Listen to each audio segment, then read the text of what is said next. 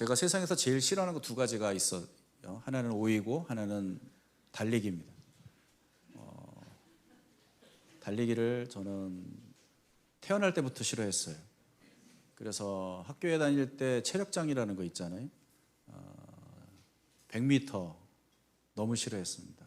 오래 달리기 혐오했습니다. 군대에 있을 때 구보가 제일 싫었습니다. 그런데 지난번에 아울리치를 준비하면서 제가 조깅을 시작했습니다.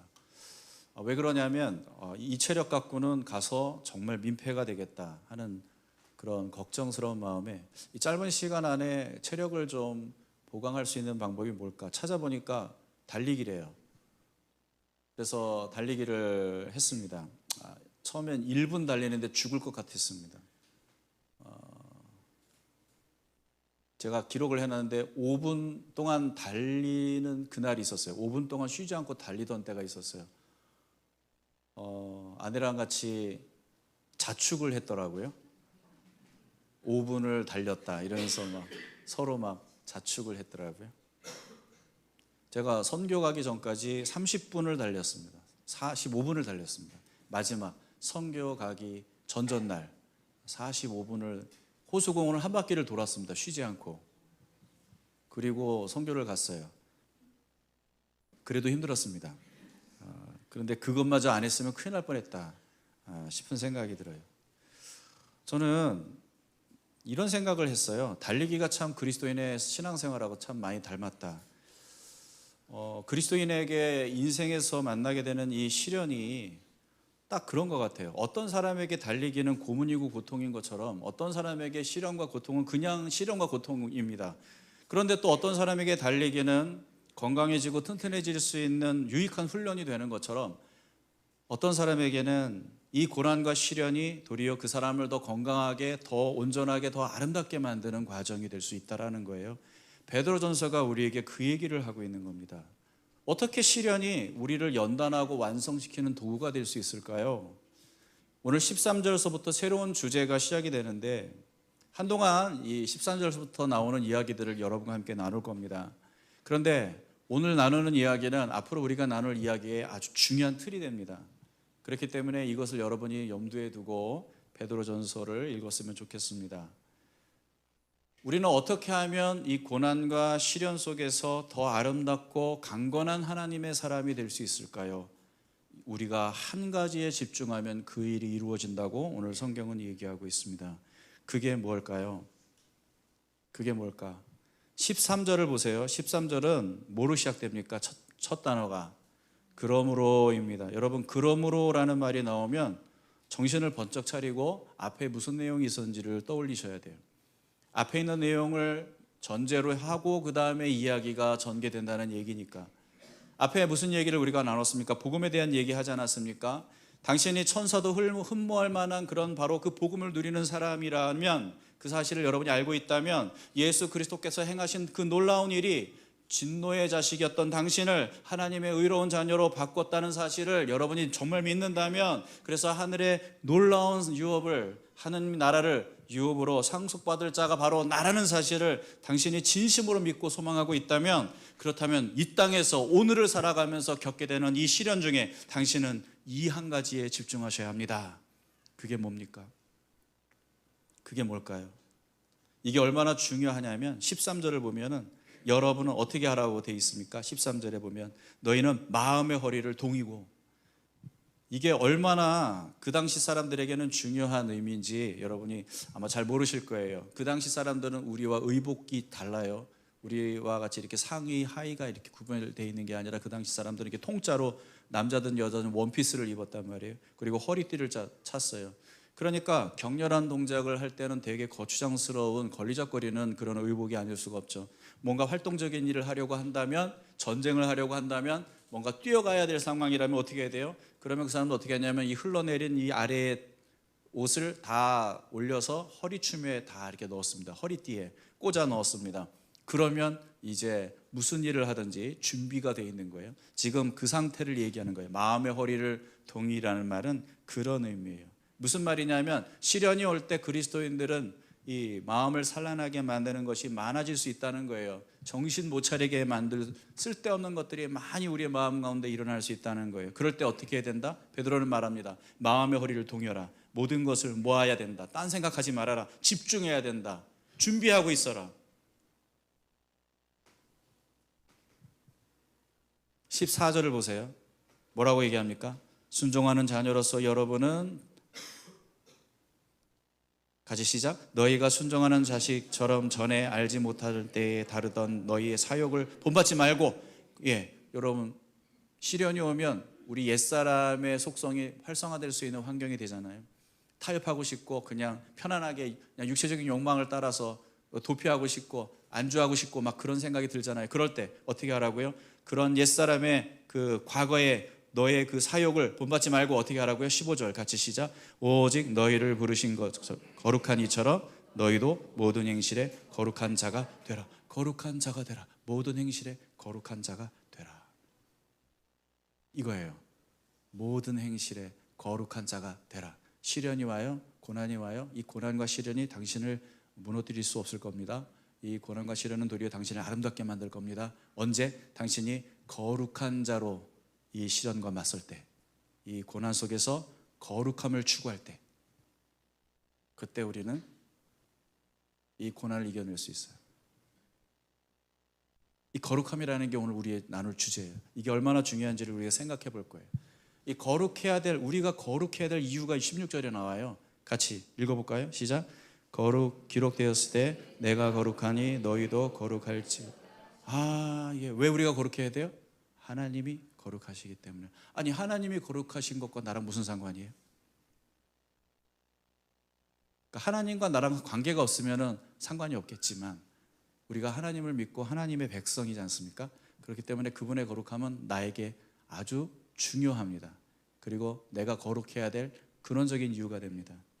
오늘 이 두 가지를 같이 나누고 싶어요. 우리는 이 고난 중에 거룩함을 붙들어야 됩니다. 그래야 우리는 이 고난을 이길 수 있습니다. 그렇다면 그 거룩함은 뭘까요? 두 가지를 여러분 오늘 기억하십시오. 오늘 거룩함이 뭔지 누군가가 물어본다면 거룩함이란 이런 거야 라고 정확하게 설명해 주실 수 있기를 바랍니다.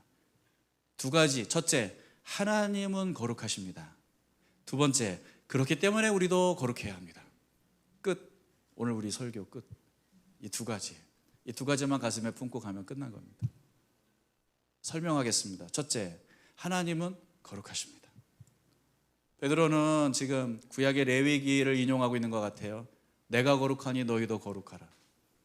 구약의 레위기에 여러 군데 이 말씀이 나오죠. 구약에서 거룩하다라는 단어의 의미는 카도시라는 뜻인데 이게 무슨 의미를 갖고 있냐면 되게 중요한 의미를 갖고 있어요. 분리하다. 뭐하다? 분리하다라는 뜻을 갖고 있어요. 이게 거룩하다는 뜻이에요. 그럼 이게 하나님을 거룩하신 하나님이라고 부를 때 이게 무슨 의미냐? 하나님은 이 세상 그 어떤 것과 또 다릅니다. 구별되어 계십니다. 어떤 세상의 존재와도 차원이 다릅니다. 그래서 그분은 거룩하신 분이다라고 얘기하는 거예요. 그러니까 유일하게 거룩하다라는 말을 붙일 수 있는 존재는 하나님밖에 없어요. 사실은 하나님을 하나님으로 만드는 건 그분이 힘이 강해서가 아니라 지혜가 많아서가 아니라 사랑이 풍성해서가 아니라 그분의 사랑이 거룩하고 그분의 능력이 거룩하고 그분의 지혜가 거룩하기 때문이에요. 그러니까 우리도 사랑할 수 있지만 하나님이 사랑하는 그 사랑과 우리가 말하는 사랑은 전혀 본질적으로 수준이 틀려요. 차원이 달라요. 그러니까 우리가 하나님 거룩합니다라고 말하는 그 순간 우리는 우리의 척도와 기준이나 우리의 저울로 그분을 절대 가늠할 수 없다라는 것이에요. 그래서 성경은 이걸 어떻게 표현하냐면 측량할 수 없는 하나님의 무엇 이렇게 표현을 합니다. 그게 하나님의 거룩하심을 설명하는 또 다른 하나의 표현이에요. 측량할 수 없는 하나님의 공의, 하나님의 구원, 하나님의 은혜, 하나님의 그 크신 일, 위대하심, 그게 거룩하시다라는 말의 의미예요. 그래서 우리가 이 거룩하신 하나님을 대할 때는 반드시 어떤 태도를 가져야 되냐면 그분은 우리랑 본질적으로 차원이 다르신 분이다. 분리되어 계신 분이다. 그걸 먼저 이해해야 돼요. 사무엘상 2장 2절에 뭐라고 되어 있습니까? 같이 한번 읽어볼까요? 시작. 주님과 같으신 분은 없습니다. 주님처럼 거룩하신 분은 없습니다. 우리 하나님 같은 반석은 없습니다. 없습니다. 뭐가 없어요? 주님 같은 분이 없어요. 주님 같은 존재가 없어요. 대상도 없어요. 그런데 여러분, 주님 같은 분이 있는 것처럼 살아가는 걸 뭐라고 그래요? 그래서 주님 옆에 주님만큼의 수준의 가치를 내가 내 나름대로 매기면서 그것을 하나님만큼 중요하게 생각하면 그걸 우상이라고 하는 거예요. 그게 우상이에요. 감히 하나님과 비교할 수 있는 그 대상을 선정하는 것, 그게 바로 우상 숭배인 거죠. 혹시 여러분 안에 그런 거 있어요? 아니, 말로는 하나님이 전부이고 하나님이 거룩하시지만 그냥 이것도 중요하지 않나? 하나님만큼 내가 의지하고 하나님만큼 사랑하고 하나님만큼 생각하고 하나님만큼 귀하게 여기는 거, 그게 뭐예요? 그게 우상이죠. 그러나 성경은 얘기합니다. 아니, 주님 같은 분은 없습니다. 이게 바로 하나님의 거룩하심을 이해하는 하나님 백성의 방식이에요. 이게 가장 우리가 예배를 할 때 하나님 앞에 올려드려야 될 중요한 고백이에요. 주님 같은 분은 없습니다. 그러니까 우리가 이렇게 찬양을 하는 거예요. 출애굽기 15장 11절에 뭐라고 되어 있어요? 같이 시작. 주님, 신들 가운데서 주님과 같은 분이 어디에 있습니까? 주님과 같이 거룩하시며 영광스러우시며 찬양받을 만한 위엄이 있으시며 놀라운 기적을 일으키시는 그런 분이 어디에 있겠습니까? 정답은 아무도 없습니다. 주님밖에 없습니다. 그렇기 때문에 여러분, 주님 같은 분은 없어요. 그분이 사랑이시라면 그 사랑은 가장 완전한 사랑이에요. 그분이 능력이 있다고 하시면 그 능력은 가장 완전한 능력이에요. 그분의 지혜를 우리는 생각할 때 그 지혜는 가장 완전한 지혜예요. 여러분, 하나님은 거룩하신 분입니다 라고 고백한다면 여러분은 이 모든 것에 동의해야 돼요. 맞아요? 동의하십니까? 근데 우리는 하나님을 거룩히 여기지 못할 때가 있어요. 언제?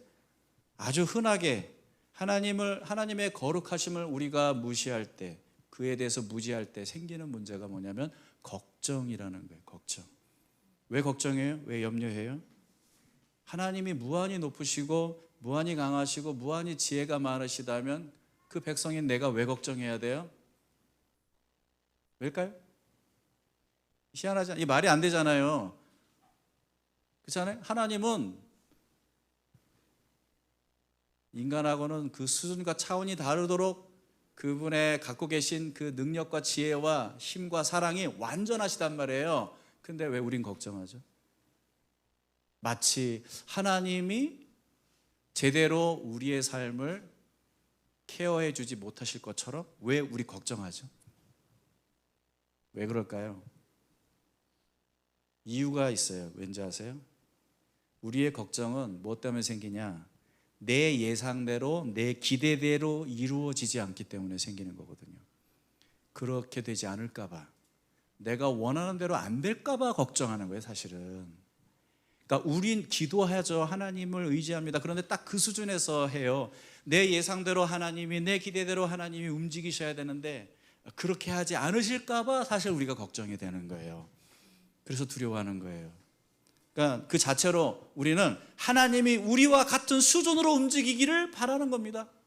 하나님의 거룩하심을 인정하지 않는 거예요. 하나님의 거룩하심을 부정하는 거예요. 그냥 우리 정도의 수준 속에서의 하나님을 바라보려고 하는 거예요. 우리가 얼마나 하나님을 낮추고 있어요? 그러나 성경은 얘기합니다. 이사야서 55장 8절 같이 시작. 이는 내 생각이 너희 생각과 다르며 내 길은 너희의 길과 다름이니 여호와의 말씀이니라. 여러분, 이게 바로 하나님의 거룩하심이에요. 우리하고 생각이 달라요. 우리가 생각하고 우리가 바라보는 것과 하나님이 생각하고 바라보는 것은 달라요. 그러니까 하나님이 거룩하시지. 만약에 내가 보는 것과 내가 생각하는 것과 하나님이 생각하는 것이 똑같다면 그분이 하나님이 아니시잖아요. 그렇죠? 하나님 오늘 말씀하시는 거예요. 나는 거룩하다. 그 말은 무슨 말이에요? 네가 왜 걱정하고 있는지 아느냐? 너 자신이 중심이기 때문이다. 너 자신의 기준이라고 생각하기 때문에 넌 걱정하고 있는 것이다. 너 지금 나를 너와 비교하고 있기 때문에 너는 내 안에 그 걱정과 근심을 떨쳐낼 수 없는 거다 라고 말씀하시는 거예요. 하지만 내 방식은 너의 방식과 다르다. 내 생각은 너의 생각과 다르다. 그걸 인정하는 것이 하나님의 거룩하심을 인정하는 거예요. 그분의 지혜가 더 완전하고 그분의 생각이 더 완전하다는 사실을 인정해야 돼요. 걱정하는 여러분, 염려하는 여러분, 회개합시다. 저도 회개할게요. 회개하겠습니다. 하나님을 거룩히 여기지 못한 죄를 회개합니다. 이 말씀의 의미는, 하나님을 거룩히 여기라는 말씀의 의미는 간단해요. 걱정하지 마라 라는 의미예요. 하나님의 이름을 부르는 너희들이여, 하나님을 거룩하신 하나님이라고 찬양하는 너희들이여, 걱정하지 마라. 근데 여러분, 더 놀라운 사실이 있어요. 그분은 거룩하셔서 우리와 비교도 할 수 없이 무한히 높으시고 완전하신 분인데 그분이 우리 아버지예요. 충격적이지 않아요? 안 충격적이세요? 예수님께서 육신의 몸을 입고 계실 때 기도의 본을 보이셨어요. 이렇게 기도하시더라고요. 요한복음 17장 11절에 보면, 나는 이제 더 이상 이 세상에 있지 않으나 그들은 세상에 있습니다. 나는 아버지께로 갑니다. 그 다음 말이 뭐예요? 거룩하신 아버지. 와, 우리 하나님은 거룩하신 아버지세요. 예수님만 그렇게 부르시는 게 아니라 우리 보고도 그렇게 부르라고 했어요. 하늘에 계신 우리 아버지 이름이 거룩히 여김을 받으시오며, 우리 아버지는 이름이 거룩히 여김을 받으실 거룩하신 우리 하나님이에요. 그렇게 기도하라고 가르쳐 주셨어요. 그게 무슨 뜻인 줄 아세요? 아버지는 아버지신데 그분은 완전한 아버지세요. 그분의 사랑이 완전하고 그분의 힘과 능력이 완전하고 우리를 향한 성실하심이 완전하고, 그게 우리 아버지예요. 와, 저는 육신의 아버지를 통해서 그러한 안정감을 경험하지 못한 사람이어서 늘 두려운 아버지, 언제든지 떠날 수 있는, 나를 버릴 수 있는 아버지라는 이미지가 제 안에 있어요. 그러기도 하셨고, 그렇기 때문에 하나님을 아버지라고 부르는 게 참 쉽지 않았고, 또 애가 태어났는데 아버지가 뭘 해야 되는지를 모르겠는 거예요. 너무 힘들었어요. 그래서 아이를 키우는 때 저는 아버지 노릇을 책으로 배웠어요. 영화로 배웠어요. 좋은 아버지에 대해, 아버지는 이렇게 다 이렇게 살펴봤어요. 저게 좋은 아버지구나. 그렇게 해봤어요. 그런데 하나님을 제대로 만나고 나서 제가 진짜 아버지가 어떤 아버지인지 알게 됐어요. 왜 여러분, 하나님이 날 사랑하실까 의심이 되는 줄 아십니까? 내 구원이 혹시 취소되면 어쩌나? 하나님의 사랑을 잃어버리면 어쩌나? 그런 염려와 걱정이 왜 생기는지 아십니까? 하나님이 거룩하신 아버지라는 사실을 모르기 때문에 그래요. 그냥 아버지 아니에요. 그분은 거룩하신 아버지. 이 사실을 이해하지 못하면 여러분, 우리는 평생이 염려에서 헤어날 수가 없어요. 예수를 아무리 믿어도 이 걱정에서 헤어날 수가 없어요. 그러니 우리 하나님이 거룩하시다는 말이 무슨 의미인지 제대로 한번 여러분 묵상하며 이 사실을 진심으로 받아들이시는 은혜가 있기를 바라요. 그분의 사랑은 우리가 상상하는 것 그 이상입니다. 그렇기 때문에 내가 믿는 하나님이 정말 거룩하신 분이시라면 우리는 불평을 멈춰야 되고 걱정을 멈춰야 됩니다. 그 무엇과도 하나님을 비교할 필요가 없습니다. 하면 안 되고요. 그분은 완전하신 아버지시니까, 완전하신 목자시고 완전하신 왕이시고 완전하신 주인이시니까 내 삶을 그분께 맡겨드려도 절대 안전할 겁니다. 걱정 안 하셔도 될 겁니다.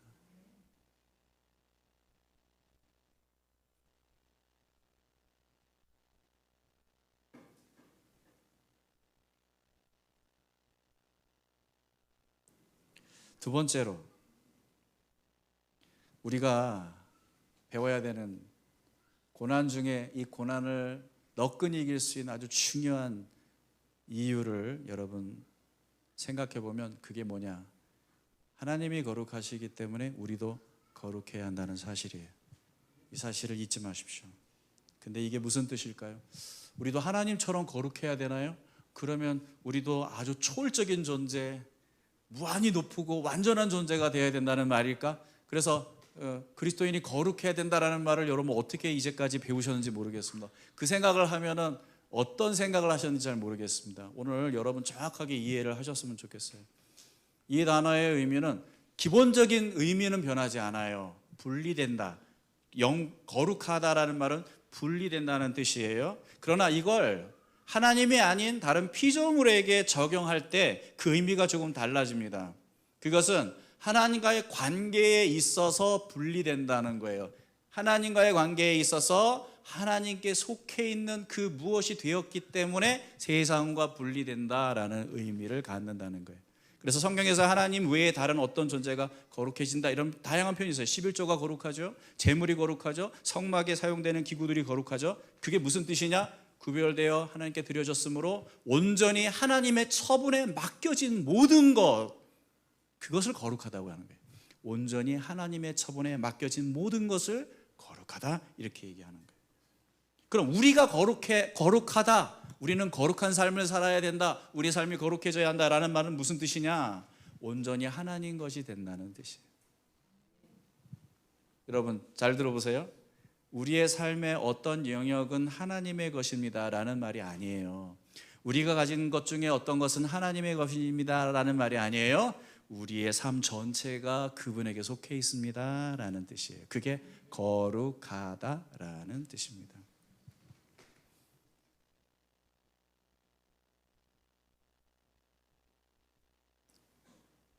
하나님에 대하여 거룩한 대상은 전적으로 하나님 앞에 드려진 대상이기 때문에 그것은 달리 말하면 전적으로 하나님께 헌신되어진 존재다, 이렇게 말할 수가 있겠죠. 그러니까 거룩하다라는 말을 여러분이 이제 이렇게 이해하시면 돼요. 아, 내가 거룩해져야 하는구나 라는 말은 하나님께 전적으로 헌신되어져야 하는구나. 내 삶이 거룩하다라는 말은 내 삶이 하나님께 헌신되어지는 거구나, 이렇게 이해하면 돼요.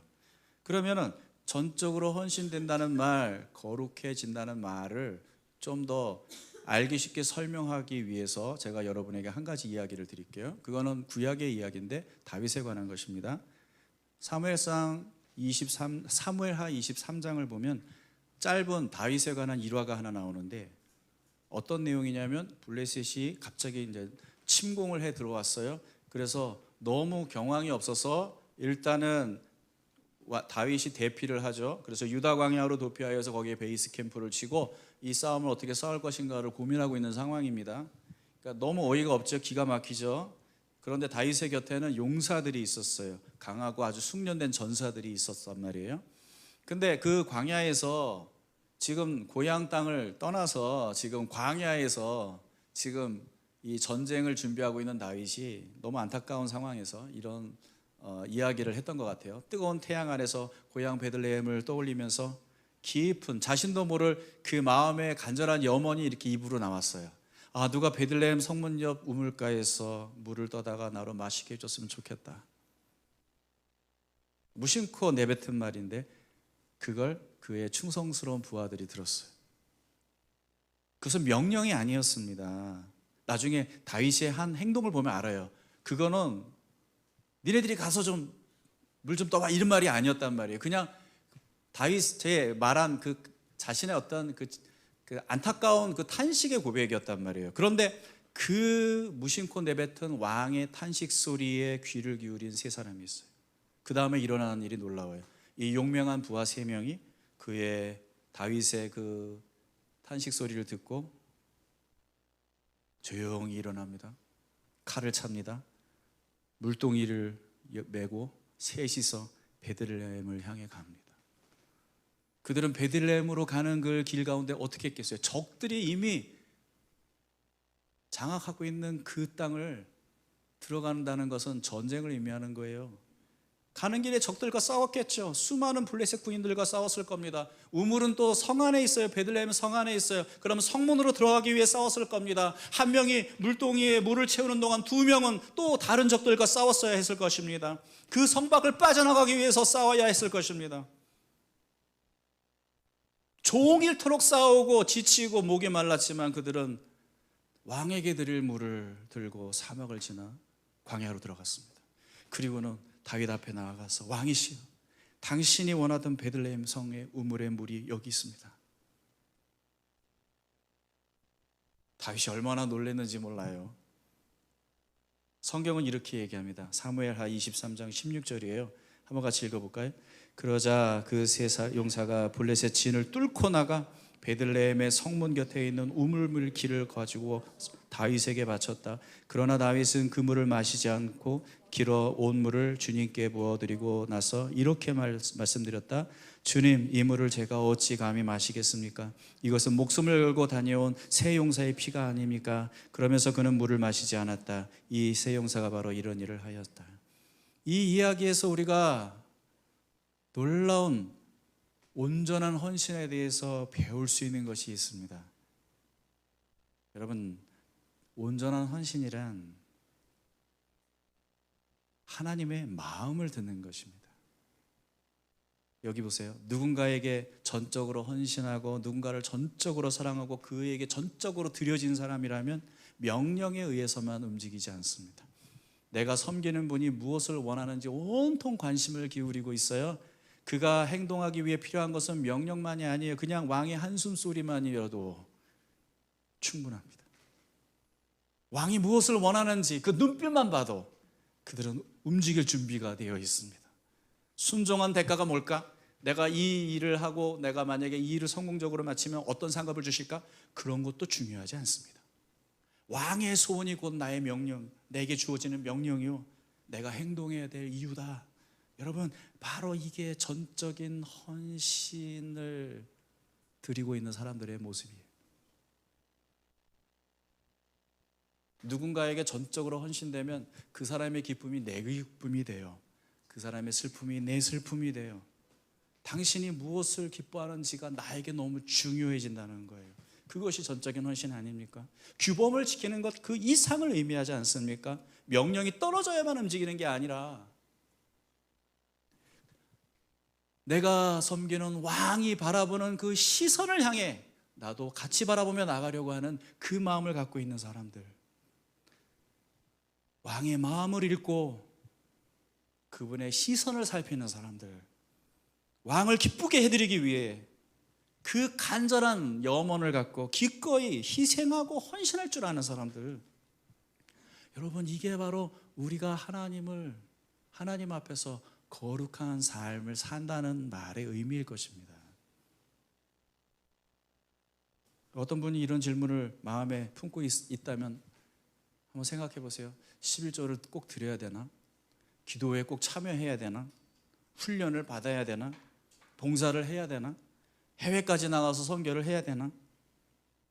여러분, 이런 것은 아직 하나님 앞에 헌신되지 않은 사람들이 할 수 있는 질문일 것 같아요. 하나님께 헌신된 사람들, 진심으로 하나님을 향해 헌신하는 마음을 갖고 있는 사람들은요, 내가 뭘 해야 되나? 얼마를 드려야 되나? 얼마나 시간을 써야 되나? 그런 거 묻지 않습니다. 그들은 이 한 가지를 묻습니다. 주님은 무엇을 원하시나? 주님은 뭘 기뻐하시나? 주님의 그 깊은 한숨만으로도 내가 충분히 움직여야 될 이유가 되는 사람들, 이것이 바로 거룩한 마음의 본질입니다. 전적인 헌신의 본질입니다.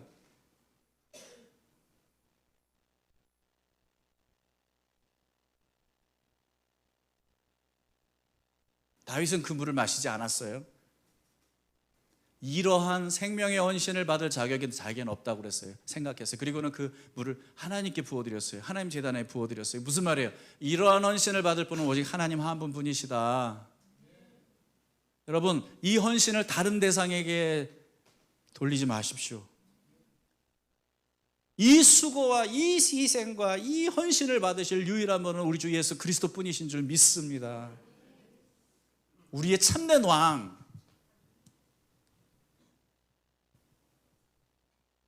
기꺼이 내 자유를 포기하고 내가 원하는 것을 포기할 수 있을 만큼 내가 더 원하는 것이 우리 왕이신 주님의 기쁨이기를 주님의 이름으로 축원합니다.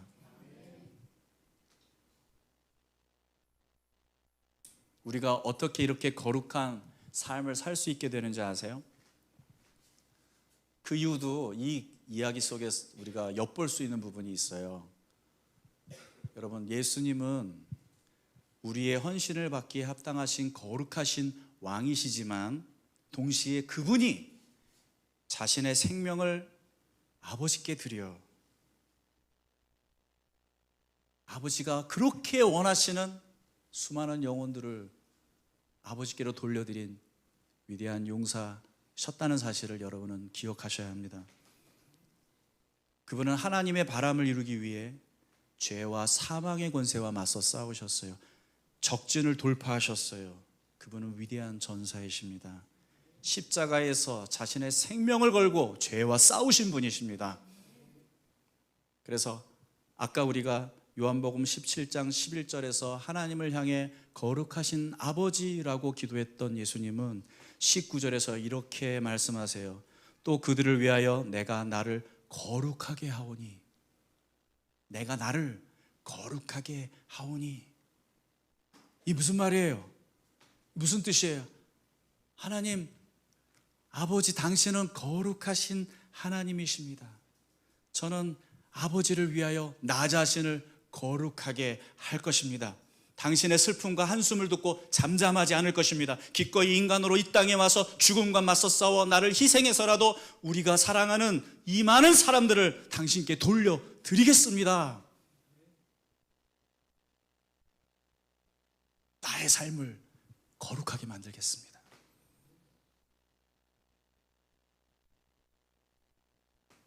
우리가 누리고 있는 이 모든 하나님과의 관계 속에서 누리는 축복은 기꺼이 사지로 달려가서 자신을 희생해서 우리를 찾아내신 그분의 희생 때문이라는 사실을 여러분 잊지 마시기 바랍니다.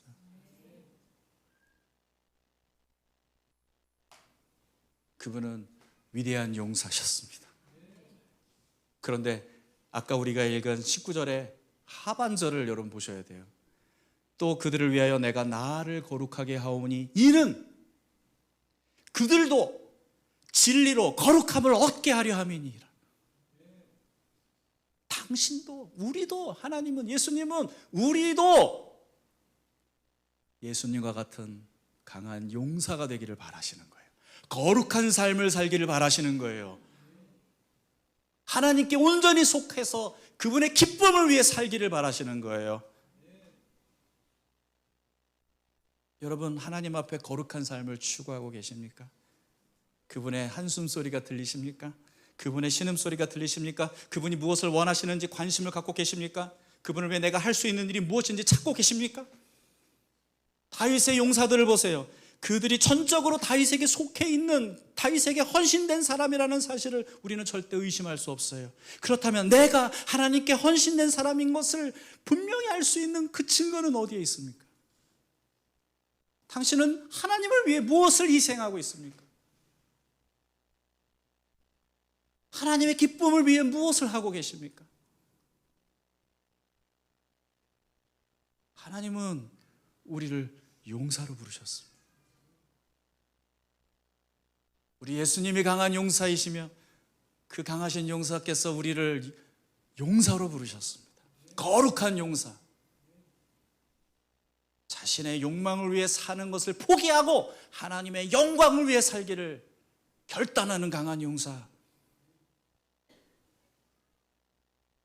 그래서 우리의 왕 되신 하나님의 낯빛을 늘 살피고 왕의 바람을 알고, 그래서 우리 서로 눈빛만 봐도 말하지 않아도 우리가 무엇을 해야 될지 알아서 함께 움직일 수 있는, 행동할 수 있는 그런 사람들. 그게 그리스도인입니다. 그게 교회입니다. 그게 교회입니다. 우리는 하나님의 강력한 부대입니다. 사랑하는 성도 여러분, 우리 기도해야 될 것 같습니다. 하나님, 한국교회 용사가 필요합니다. 거룩한 사람이 필요합니다. 오늘 한국교회 문제는, 이 절망적인 문제는 거룩한 용사들의 부재입니다. 교회를 출석하는 종교인들이 없어서가 아니라 하나님의 기쁨을 위해 움직일 수 있는 하나님의 용사들이 없어서 문제입니다. 우리 더드림 교회에 이런 강한 용사들이 많이 있기를 바랍니다.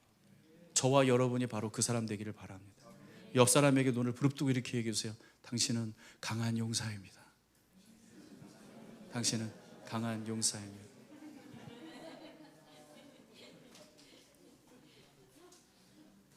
오늘 이 찬양의 고백이 저와 여러분의 고백이 되기를 간절히 바랍니다.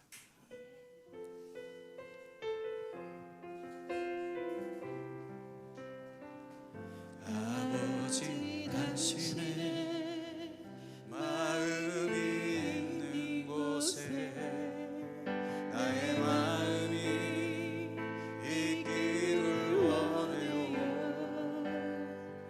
아버지, 당신의 눈물이 고인 곳에 나의 눈물이 고이길 원해요.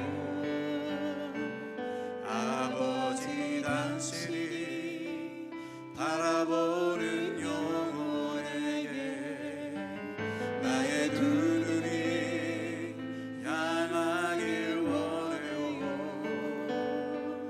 아버지, 당신이 울고 있는 어두운 땅에 나의 두 발이 향하길 원해요. 나의 마음이 아버지의 마음 알아.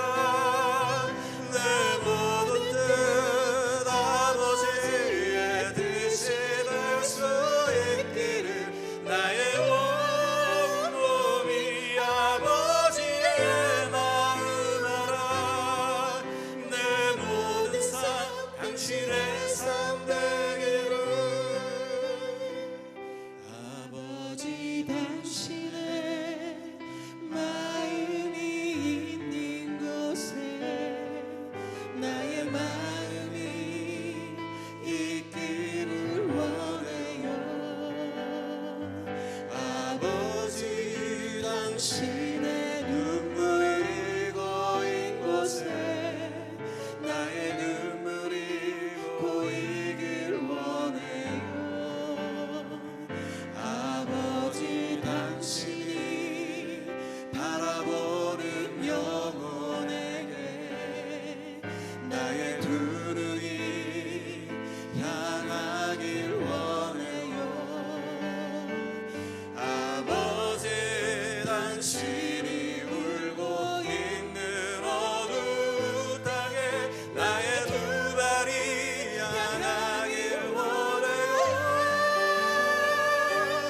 나의 마음이 아버지의 마음 알아.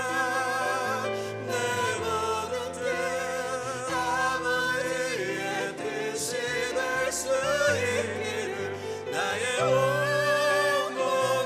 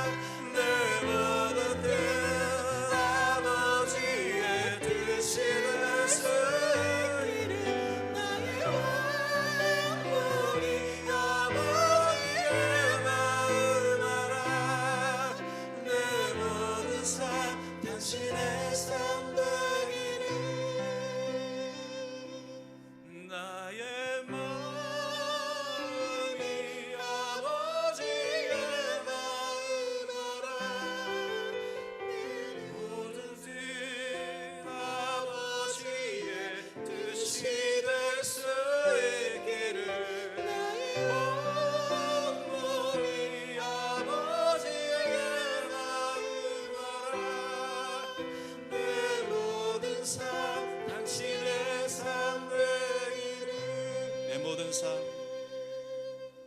내 모든 삶 당신의 삶 되기를. 우리 한 번 더 내 모든 삶, 내 모든 삶 당신의 삶 되기를.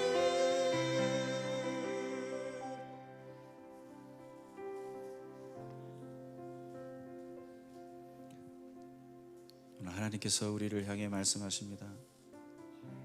사랑하는 나의 자녀들아, 내 백성들아, 거룩하라. 거룩한 용사가 되라.